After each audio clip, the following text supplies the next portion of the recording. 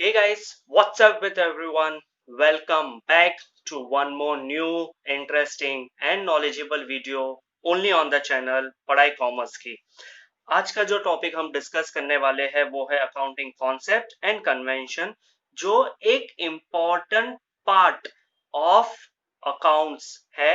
जब भी हम लोग बिजनेस ट्रांजैक्शंस को रिकॉर्ड करते हैं बुक कीपिंग या अकाउंटिंग पर्पस के लिए, तो हम लोग को अकाउंटिंग कॉन्सेप्ट एंड कन्वेंशन काम में आते हैं। वेयर एज अकाउंटिंग कॉन्सेप्ट का मतलब है प्रिंसिपल्स जो हर एक बिजनेस को फॉलो करना जरूरी है। Accounting concept means principles which has to be followed by business for recording the transaction, and whereas accounting convention means it can be followed। ठीक है, तो आज का टॉपिक हम इसी पे डिस्कस करने वाले हैं, तो ये वीडियो जरूर एंड तक देखिए सो दैट आपको अकाउंटिंग कॉन्सेप्ट एंड कन्वेंशन अच्छे से समझ जाए।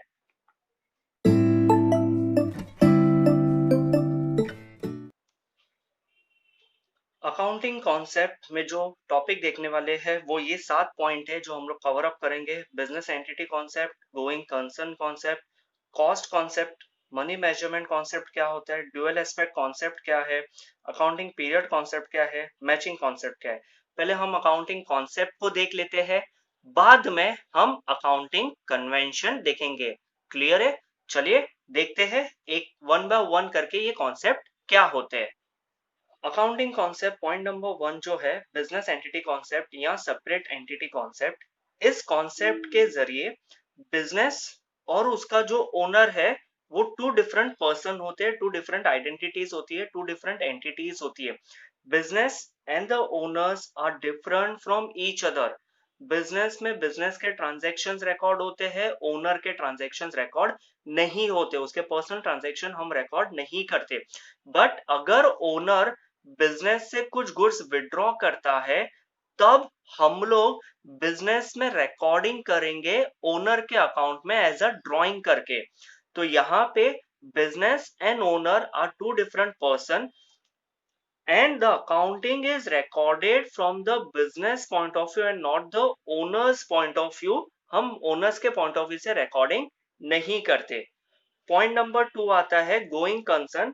यहाँ पे इस कॉन्सेप्ट का मानना है कि जब भी आप बिजनेस ओपन करते हो, बिजनेस एस्टेब्लिश करते हो, तो बिजनेस एक लंबे समय के लिए चलने वाला, it is going concern.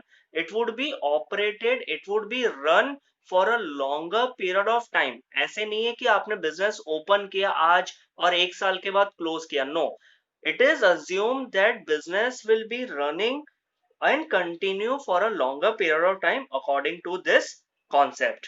Third concept जो आता है वो है हमारा कॉस्ट कॉन्सेप्ट।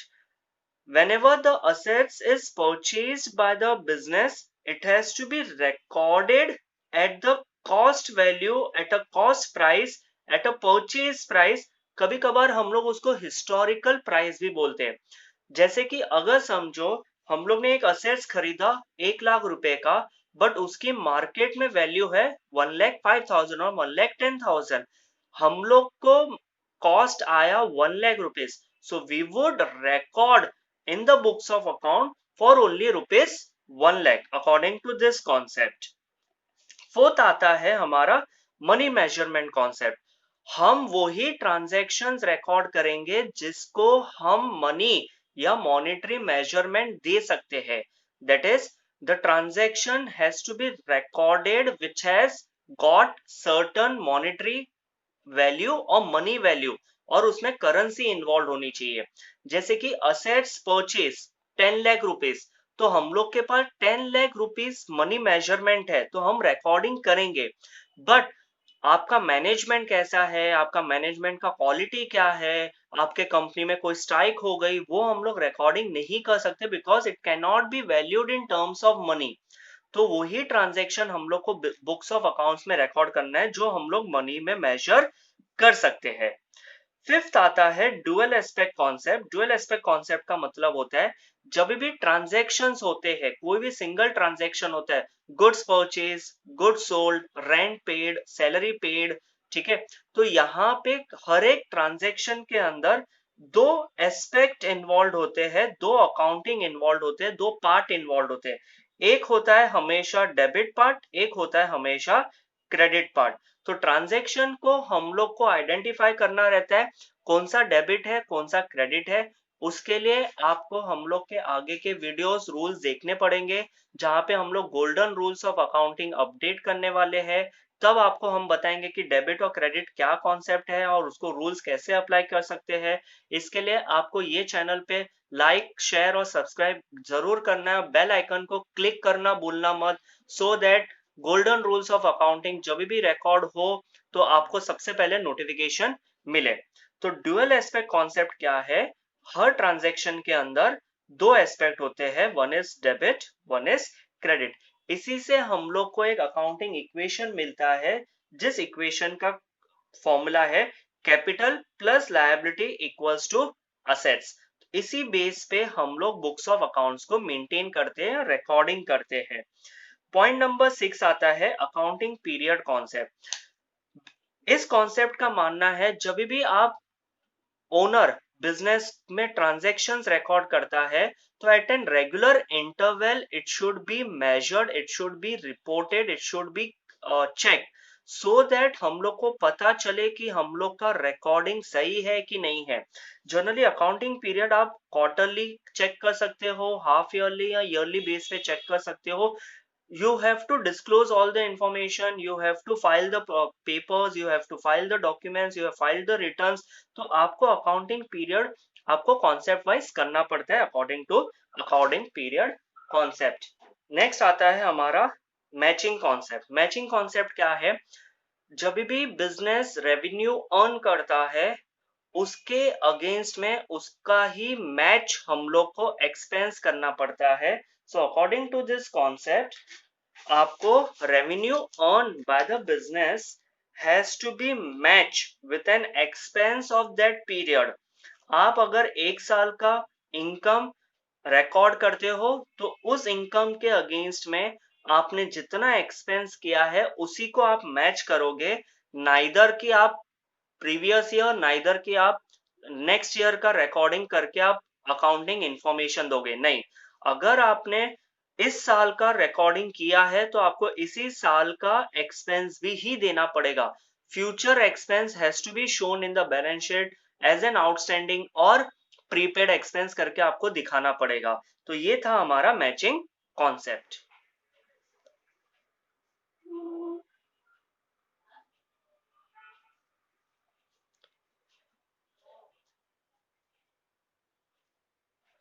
अकाउंटिंग कन्वेंशन के अंदर हम 4 पॉइंट कवर अप कर रहे हैं: conservatism, full disclosure, consistency and materiality. Conservatism का मतलब होता है जहां पे बिजनेसमैन प्रॉफिट के बारे में ना सोच के लॉस के बारे में पहले असर्टन हो जाता है, फाइंड आउट कर लेता है या कैलकुलेट कर लेता है। तो कंजर्वेटिज्म का मतलब है anticipate no profit but provide for all the possible losses in the business. इसके लिए हम लोग provision for bad debts, provision for doubtful debts, ये हम लोग ने प्रोविजन ऑलरेडी पहले से करके रखा है, जहां से पैसे आने वाले नहीं होते वो लॉस है। तो बिजनेसमैन को पहले लॉस के बारे में फाइंड आउट कर देना रहता है, कैलकुलेट करना रहता है, बाद में उसका प्रॉफिट वो हमेशा एंटिसिपेट कर सकता है।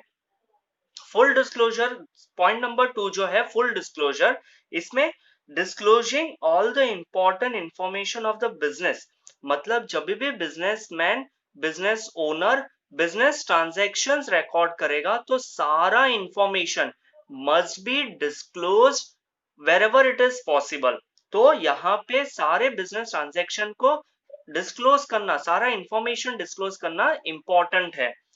कंसिस्टेंसी कॉन्सेप्ट, यहाँ पे इस कॉन्सेप्ट या कन्वेंशन के अंदर जो प्रोसीजर्स और मेथड कंपनी ने या बिजनेसमैन ने अडॉप्ट किए हैं अपने बिजनेस के लिए, एटलीस्ट वो procedure, method, policy should be consistent for certain accounting years. जैसे कि बात करूं अगर डेप्रिसिएशन है तो स्ट्रेट लाइन मेथड है और फिक्स्ड इंस्टॉलमेंट मेथड है या डब्ल्यूडीवी मेथड है। तो इन मेथड, स्ट्रेट लाइन मेथड और डब्ल्यूडीवी मेथड जो कंपनी अडॉप्ट कर रही है तो वो कंसिस्टेंट होना चाहिए। ऐसे नहीं कि एक साल स्ट्रेट लाइन मेथड अडॉप्ट किया और दूसरे साल डब्ल्यूडीवी मेथड अडॉप्ट किया, नहीं, ऐसा नहीं होना चाहिए। अगर वो स्टेट लाइन मेथड अडॉप्ट कर रही है तो एटलीस्ट फॉर 7, 10, 15 years उनको कंसिस्टेंट रहना पड़ेगा, so that they come to know what is the result of that particular procedure, method और पॉलिसी। पॉइंट नंबर 4 जो आता है वो है materiality. Materiality is related to the full disclosure. यहाँ पे हम लोग बोलते हैं कि it's all the important information must be disclose. Materiality के अंदर क्या है, record only information which are important to all the users.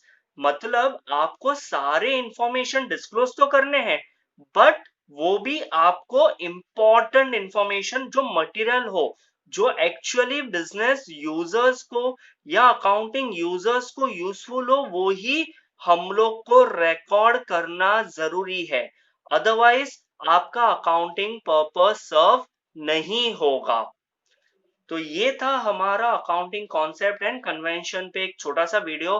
अगर आपको ये वीडियो पसंद आया हो तो प्लीज आप अपने फ्रेंड सर्कल में सारे लोगों के साथ शेयर करो। एंड यस, इस वीडियो को लाइक करना भूलना मत, सो दैट आपको हम और वीडियोस अपलोड करके आपकी जो डाउट है वो हम इजीली सॉल्व कर पाए। Till then, take care.